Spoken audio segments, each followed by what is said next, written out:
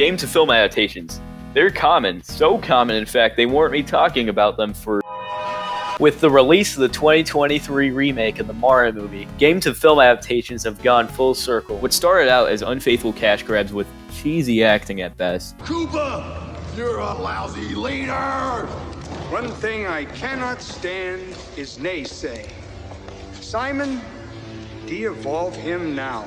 Are now decent flicks which most of the time can stand as a film alone and be an enjoyable homage to the source material. Most of the time. The Mario movie 2023 remake isn't like this, but I'm getting ahead of myself. I'll talk about that at the end of the video because that's the most recent game to film adaptation. So, what started this trend of adapting a game to a film? Apparently, the 1993 Super Mario Bros. Film was the first. How poetic that we're starting this video with a Mario movie and ending with a Mario movie. Let's be honest, you already know the 1993 Mario movie. You've heard people complain about the Goombas, massacring of all the Koopa characters, and how Yoshi looks straight out of Jurassic Park. All this negativity will cause you to be surprised when I say I actually kind of enjoyed this movie. Keyword, enjoyed. It's obviously not good, but it's not as bad as people make it out to be. It took risks as a live-action Mario movie. For one, it's live action. Two, it's weird, and it's kind of enjoyable for that reason. I can't defend how it's not loyal to the games at all, of course, but as a movie, it's not as bad as people make it out to be. I will say, Bob Hoskins made for a pretty good live-action Mario. Rest in peace. Well, you said the tunnel. I did not. I said parkway. You meant the tunnel. Are you telling us that you can arrest the guy for being a plumber? Get out of here! Get in there, plumber! No! Hey, what is this? All right. What do we do? I'm getting arrested for being a plumber. The main reason I'm saying positive things about this movie is because of the 2023 remake that did none of this. It took zero risks and was an absolute nothing burger of a film. And I'm getting ahead of myself again. Needless to say, the 1993 Mario movie was a failure and didn't flip a profit. It was heavily criticized and still is to this day when game-to-film adaptations are brought up. A rough start for game-to-film adaptations. Oh yeah, also I'm going to be ranking these films that I talk about because fun. This is a D-tier movie, but if we're only ranking it on entertainment value, it's not boring and it's somewhat interesting. So I'll bump it up to a C. A year later, we got what I'd consider to be an objectively bad movie. Street Fighter 1994, as Wikipedia listed it. The Street Fighter film's an interesting case. For one, I had no idea Street Fighter got a film, and the fact that on paper it was a success, netting a respectable profit and spawning multiple sequels, it's just bad. I'm not a fan of this one. For one, the film's plot is kinda whack. I still don't fully understand it. Not that it's overly complicated, it just makes no sense. You'll be asking yourself why a lot through this film. And the biggest bummer, the action scenes suck. I know I've been spoiled in modern cinema where actors test their limits to get into peak physical form and then train for months on end just to get a good fight scene. But man, this is still rough. If there's one good thing to compliment about this film, it's the acting and set pieces. The acting's decent for the time and this type of movie. And the set pieces are cool looking, I guess. D tier. The Mortal Kombat movie from around this time was horrendous, and I refuse to waste any more time on that film. F tier. The Lara Croft, aka Tomb Raider, and Resident Evil films got their start in 2001 and 2002 respectively. I don't have much interest in either series, so I won't dwell on this for long. I will in fact go into more detail about the Tomb Raider 2018 film later on, but I'm, once again, getting ahead of myself. The reason I grouped together Tomb Raider and Resident Evil is because they both have a very comparable film scene. Both got a crap ton of movies and each of them made a pretty good amount of money, despite not being received all that well. Resident Evil particularly got way too many film entries, and even got a crappy Netflix show recently. That's how you know it's had too many chances. I admittedly haven't seen all the Tomb Raider and Resident Evil films as I somewhat value my time, but they suffer from the same problems in my opinion. Acting is rancid, the characters are an invincible super breed of human, and their action scenes are as cheesy as can be. That's not to say they're outright terrible films. If you're a fan of the source material, there's definitely something to be enjoyed in the films, which is more than I could say for the 1993 Mario movie, as that just disappointed everyone. He just like me for real. I'll group all these in C tier. Now we're going to jump all the way to 2005. I was actually kind of hyped for this one. As I was researching game to film adaptations, I was surprised and excited to learn that Doom got a movie in 2005. I don't hear many people talk about this one, but in my opinion, it's the first genuinely decent game-to-film adaptation. It has The Rock in it. The plot is actually interesting, and it's easy to follow. My biggest complaint is that they took the Doom out of Doom.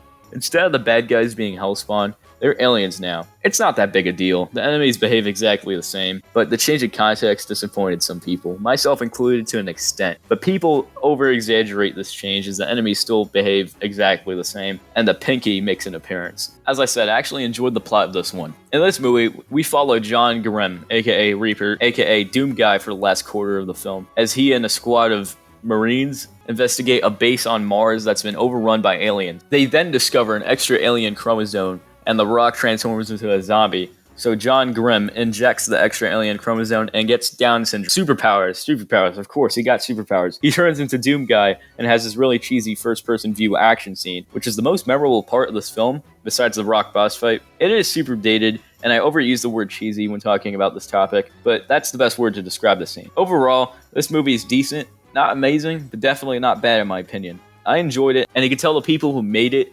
played Doom and had respect for the source material. Ignore the sudden drop in mic quality, I just want to add something here. I find it really cool that the guy who played Doom Guy in this movie looks a lot like the Doom Guy from Doom Eternal.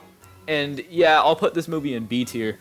I was really surprised to see a Far Cry movie was also made.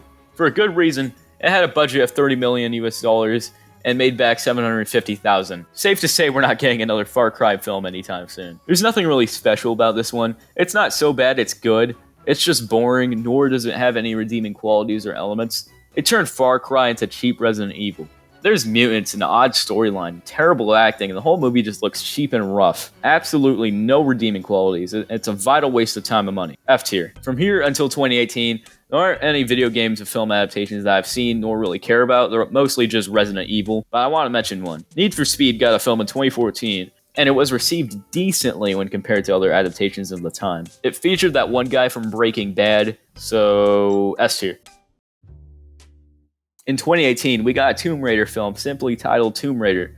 In my opinion, this is when game to film adaptations started getting good. I really like Tomb Raider 2018. The acting's good, CGI's good, the story's interesting, and although the violence is turned down from the games, and they kind of nerfed Lara Croft, it's still very much Tomb Raider, ignoring the story beats they blatantly stole from Uncharted. Main criticism I hear for this film is that they nerfed Lara Croft and it's too similar to Uncharted, like I just said. And I get both of those complaints, but the Uncharted ripoff aspect only really becomes obvious towards the climax of the film. For the majority, it's very much Tomb Raider. And yeah, they did nerf Lara Croft, but they kind of had to do that for every video game character in a film. I know they did it for Doom Guy, that's for sure. In games, what the character accomplishes is up to your skill. In movies, they have to write the character at least somewhat believably. I say somewhat because if this film came out in more recent times, Lara Croft would have been an absolute monster. This is also a Lara Croft origin story, so she's not as experienced as her game counterpart. And the scene where she kills someone for the first time and she actually reacts to it, might be thinking, what? An action movie where they kill someone and the character reacts to it? Like, they actually treat taking a life like a real thing and not just like shoot people while they listen to 90s music? What? It's super surprising and really unexpected for a film of this nature, where the main character is, like I said, normally just killing everyone without a care in the world. It's a great scene and honestly doesn't get nearly as much praise as it should, which could go for the whole movie. Honestly, this is an S-tier adaptation film. It pays respects to the games while also telling a good story and being a great movie on its own. A month later in the same year, we got a Rampage movie. You know, the game where Dankey Kang and co go to town on a town? What the heck, this has The Rock in it too? I saw this movie a week after it came to streaming services, and it's okay. It's just okay. It's monsters wrecking a city, just like the game, but with The Rock in it. It's alright if you enjoy the Godzilla movies. This is very much in the same lane as those. I typically find these giant monster wreck city movies to be hilariously boring, and I've fallen asleep 3 separate times trying to watch Godzilla and King Kang movies, but that didn't happen for this one. It's decent, as I said, so I'll put it in B tier. The Detective Pikachu movie happened. I don't really like this one. It's alright, but not rewatchable in the slightest. You watch it once, you get everything. There's no replay value, but it is faithful to the game and just Pokemon in general. There are some Pokemon battles just in it. It's still very much a mystery movie. One that I wasn't very invested in. I feel like they failed to make the audience connect with the main character, and Ryan Reynolds as Pikachu was an odd cast, but it works well enough, and hearing his voice come out of Pikachu was enough to make me chuckle alone. And secondly, get me the hell out of here! C-tier film. Not a fan of Pokemon in general, so this may have something to do with my rating. Your mileage will vary. Oh man, they took such a big chance with this movie. It's live action, and I love that. I'll just address the elephant in the room right away. I think they could have made the realistic looking version of Sonic work. You know, realistic. What the heck? Had they just fixed the teeth and gotten him looking a little less like some kind of mutant, I think it probably would have been better than the design we ended up with. Whenever companies do these animated characters and live action things, they always try to make the character, well, realistic and grittier, and rightfully so. You don't want your CGI blue Sonic Hedgehog looking out of place in a live action movie. Hey, wait a minute. Yeah, companies always buckle under fan outcry and just double down onto the original designs. It's a shame because this looks out of place. The design isn't horrible, it's unmistakably Sonic, but it just doesn't fit with the rest of the movie. He's so obviously not a real being and it is CGI. It looks like they didn't even tried to blend him in after the redesign. It was just like, fine, here, you know, just Sega buckled. And his voice, Ben Schwartz's Sonic, is odd. It doesn't really sound like any previous revisions of Sonic, but it's definitely not a bad voice for him. Just new and odd and risky. So, as I crashed into the cold, dark water of the Pacific, I realized a few things. A, I have no idea where I'm going. B, saltwater stings. Those are the only real gripes I have with the film. It tries to incorporate many elements from the games, and Jim Carrey's Dr. Eggman was an amazing call. It's pretty faithful to the source material. James Marsden and Tika Sumpter did an amazing job for their roles. I always admire actors when they do a good job acting with something that's just not there. I would go on about how Shia LaBeouf, or however the hell you pronounce his name, Shia LaBeouf, was a great actor because of the Transformers movies, but he's been going on schizo conquests lately, and I won't even touch that. Tomorrow. So just do it! Make your dreams come. I'll now change the topic by bringing up the Sonic movie story. It's pretty good. I think the echidnas basically banishing Sonic from his dimension was an interesting setup, and it laid the groundwork for Knuckles' appearance in the sequel. They didn't just retell the game story and swap around a couple of character placements and call it a movie. I'd put the Sonic movie in A tier. Pretty good, but it's just not as good as Tomb Raider 2018, and the CGI holds it back. Monster Hunter also got a movie later that same year, and it sucks just like the games. For some godforsaken reason, they decided to set the movie in modern times, and it just kind of kills the already questionable point of Monster Hunter. And as I said, I found these monster movies to be unbearably boring, and Monster Hunter was no exception. Without a doubt, an F-tier adaptation. The next year, Mortal Kombat got another crack at a film, and this time, it got just meh reviews and made a profit. It's not nearly as much profit as the original 1995 film. I haven't seen it. Personally, I have no interest in these fighting games, and the only exception really being Marvel vs. Capcom. So I obviously won't rank this movie. I just wanted to bring it up because it exists. I don't know. Man, I hate this movie. Tom Holland literally kills Nathan Drake, and I mean that in the worst way possible. He's not him. Spider-Man cannot be Nathan Drake, and the plot's so goofy. Tom Holland defies the laws of physics in the middle of it. And I just hate every character. They're so unlikable. And I know I just brushed off the whole nerfing characters argument when I talked about Tomb Raider 2018. Man, this is just too much. For an action movie based on Uncharted, there just aren't guns. There's I only remember 2 scenes where guns were involved, I think. Compared to the constant frantic shootings in the game, the movie is abysmally anti-gun in comparison, which is insane for an Uncharted movie. I guarantee you that the only reason this film sold tickets was because it's a Tom Holland action movie. This was, and still is, a terrible cast. And Tom Holland doesn't even try to be Nathan Drake. He's just Peter Parker again. And whoever played the old guy, he didn't do a good job either. I forget his name. F-tier film, screw this movie. About 2 months later, the Sonic the Hedgehog 2 movie came out. And in my opinion, it's better than the first one. I was disappointed to see that it didn't really improve on blending in Sonic with the rest of the world. And all the animated characters look incredibly out of place. But I liked it. Seeing the trio on the big screen was amazing. And I will say, I do think this movie struggled a little bit from being live action. I already complained about the terrible job the filmmakers did to try and blend these animals with reality, but they tried to do a giant mech fight in the finale. And at that point, I was wondering why didn't they just make an animated movie? The mech doesn't look bad, it just looks so goofy for live action. I enjoyed pretty much everything else about this movie. The CGI is the only bad part about it, which goes for both Sonic movies, and I think this is a good film. The wedding scene everyone complains about is actually a pretty fun side plot, and I liked it. I'd say this movie belongs in the S tier. Okay, Super Mario Bros. Movie 2023. It's not a movie. I'll begin with the stuff I did like about this movie, as that's a shorter list and will ease you into hearing my complaints. The animation is amazing, probably the best looking animated film in my opinion. Seeing hyper detailed Mario characters with the stylized, almost realistic lighting and super smooth animation is amazing. Illumination really pulled their weight. The soundtrack is great too. I'd say it's the second best movie OST of all time, right behind Star Wars. I like that they included Dankey Kang and they actually had bad stuff happen to Mario and co. I like how none of the main characters stood a chance in hand-to-hand combat against Bowser. I was worried that they wouldn't keep his threatening character consistent, which admittedly, he does get a little soft towards the middle with that godforsaken song. But in terms of what he actually does throughout the movie, he maintains that threatening vibe, I guess. And Jack Black did a fantastic job voicing him. However, the only characters I outright liked were Mario, Luigi, and Dankey Kang. The rest are just flat characters with no development whatsoever and are very straightforward. Captain Toad is just a comedy relief. Bowser is just Mario Odyssey's Bowser. Princess Peach is a Marvel character. Yeah, you can tell I'm getting into stuff I don't like. I think Charlie Day and Chris Pratt as Luigi and Mario respectively did a fine job. They attempted giving their characters unique voices that fit what you'd expect, while also paying respect to the classic show. They have the New York accents. Anya Taylor-Joy laughs in the face of this and does nothing. Illumination could have picked up any woman off the streets of LA and gotten the exact same performance. Thinking about your brother? We've never been apart this long. Don't worry. We're going to save him. I don't think there's one moment in this film that Princess Peach acts or sounds like her game counterpart. Except for the fact she gets captured twice, but like, that doesn't count. We'll brush over that. Yeah, Princess Peach is odd in this movie.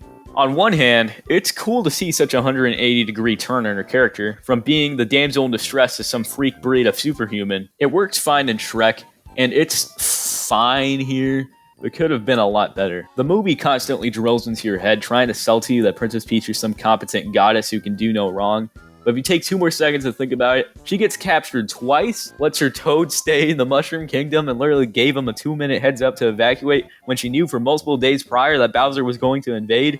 What? It just feels like Illumination and Nintendo didn't know what to do with her. They kind of just made her Princess Daisy, which sucks because it means if there ever is a sequel, they really can't include Daisy without butchering her character as well. So they killed off the better princess and better brother. Yeah, Princess Peach killed Luigi in this movie too. Luigi takes her place as the damsel in distress, and it was a terrible, terrible decision. For one, Luigi and Mario are the only characters that really have any relationship in this movie, and they're split up for the vast majority of it, so we don't see much of them teaming up outside of the first act and finale. It just really feels like lazy writing. Like, did they have to get someone kidnapped? Couldn't they have told a story without that overdone Mario trope? It's obvious they wanted Princess Peach to get some screen time, so just drop this dumb kidnap thing. Who wrote this movie anyway? Really? They got the guy who messed up the Lego movies to write this? It makes so much sense now, so much sense. Oh, this is a mid-movie.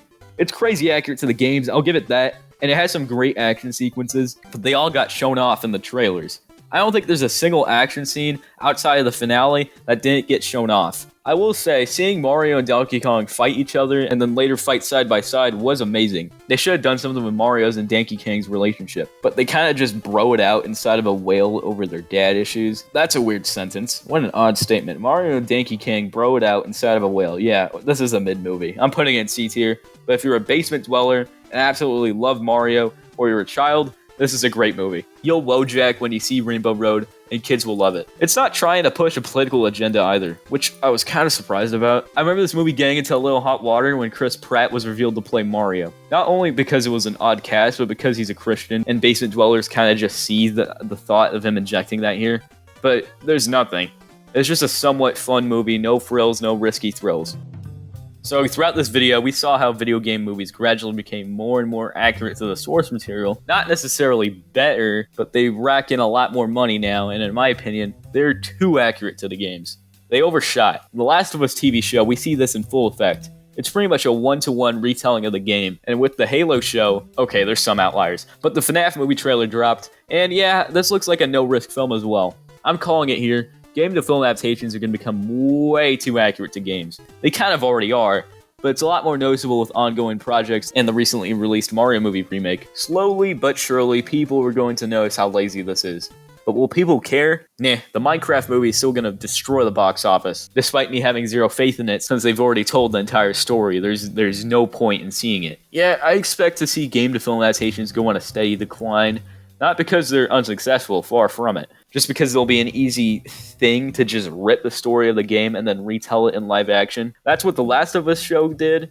That's what the Mario movie did, but animated, and it's what's going to happen with the FNAF movie. It's only a matter of time until people start calling out this corporate greed and sloth. But as of right now, this is what people want. What's the main complaint about the Halo show? Say what you will about it, but it took risks. So many risks. Too many risks, but at least it isn't a one-to-one lazy retelling of the game. It, at the very least, tried to include some of what fans loved about Halo, while still being this odd political drama very similar to the crappy Disney Plus and/or Star Wars show. And that's my take on game-to-film adaptations. If you like this video, and that subscribe button is white, you're doing it wrong, click it to make it gray, and the comments are open, feel free to let me know what you think. See ya.